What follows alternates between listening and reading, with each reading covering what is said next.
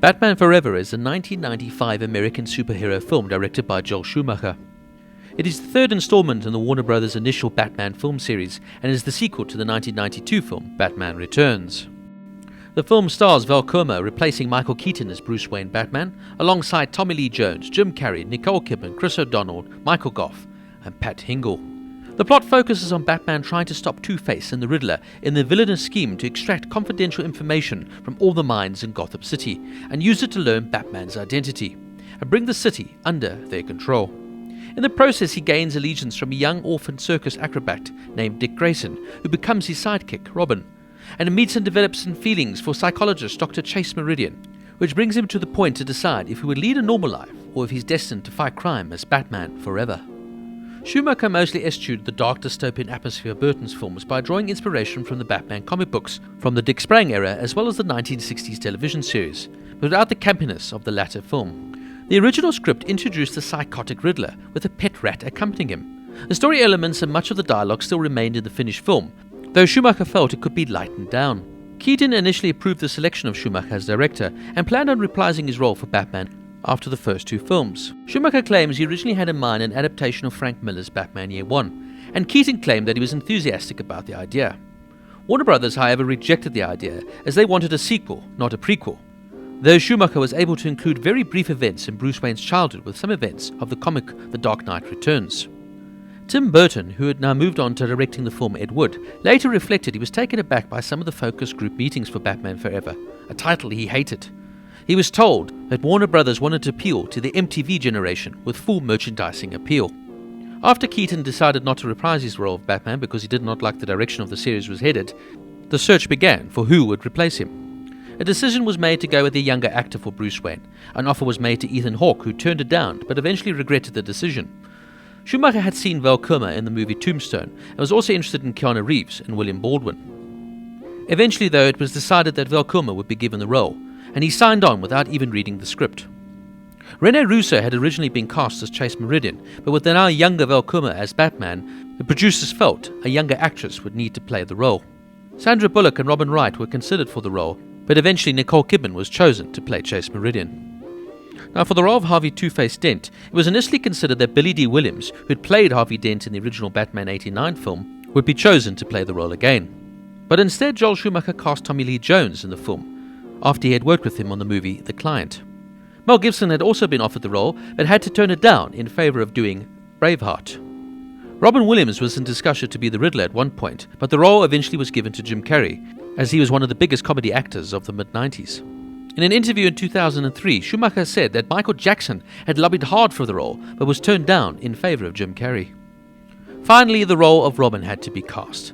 Initially, Leonardo DiCaprio was considered, but decided not to pursue the role after meeting with Schumacher. Matt Damon was looked at, Mark Wahlberg, and even Christian Bale, who of course would go on to play Batman in the Dark Knight trilogy. Eventually, it was decided that Chris O'Donnell would be cast.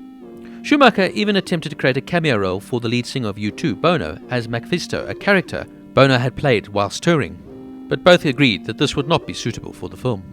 Now, after Joel Schumacher died on June 22, 2020, there was rumours that an extended cut would be released. The extended cut would be considered much darker and more realistic than the original camp version of Batman Forever. Now, Batman Forever has always been a conflicting movie for me. On first viewing, I loved it. I loved the choice of Val Kilmer as Batman, as I felt the enigmatic actor suited the role of the equally enigmatic Bruce Wayne, Batman. He brought a realism to the character, something I felt Keaton never managed. I loved the casting of Nicole Kidman as Chase Meridian, as she was beautiful, yet strong, and Kidman plays the role perfectly. Chase is fascinated by the dual nature of Batman, although I didn't love her being held as a damsel in distress in the climax. I also loved Jim Carrey's take as the insane, yet genius Edward Enigma. Carrey was completely over the top for me, but he was perfect as the puzzle-creating psychotic. As is the case with most of Carrey's roles, you either love him or you hate him. I also loved the costumes and the grand scale of the set, not to mention the incredible soundtrack, with the hit singles, including Hold Me, Thrill Me, Kiss Me, Kill Me by U2, and of course the iconic Kiss from a Rose by Seal, whose updated video version was directed by Joel Schumacher. The story itself was fine. Batman is conflicted and starts questioning his acts of vengeance. He struggles with his dual identity as a crime fighter, becoming romantically involved with Chase Meridian along the way. He also becomes like a father-like figure to young Dick Grayson. And now, this is the part of the film I didn't like much. I've never been a fan of the Robin character. I've always felt Batman works better on his own. Now, even though the backstory of Dick Grayson in the movie is quite well done, as he loses his family after Two-Face kills them in a tragic circus accident, after which Dick Grayson vows vengeance on Two-Face, and it's Bruce Wayne who identifies now with the young Dick Grayson who takes him in. Eventually, Dick discovers the Batcave and learns Bruce's secret identity. And so the character of Robin is born. Once again, though, I just didn't feel this film needed him, as it just makes it overly bloated. The other part of the film I couldn't stand was Tommy Lee Jones's portrayal as Harvey Two-Face Dent. Gone was the nuanced split personality of the Two-Face character that has always made him so fascinating. On one side, the great district attorney and best friend of Bruce Wayne. On the other side, a maniacal, evil criminal who uses a coin to make his decisions, always relying on 50-50 chance. Instead, in this film, Tommy Lee Jones seems to want to compete with the overtop style of Jim Carrey. And it just does not suit him, especially for the softly spoken, usually sullen Tommy Lee Jones. For me, this film has dated badly, and on later viewings I found myself more and more taken aback by some of the choices Joel Schumacher made. Let's not even begin to mention the choice of putting bat nipples on the batsuit, or the close-ups of Batman and Robin's bums.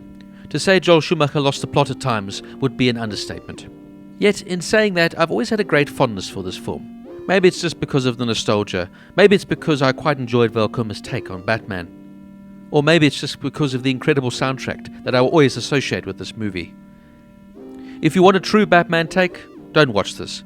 If you want to have a fun movie and escape for a little while, then maybe give it a go. Batman Forever gets a 7 out of 10.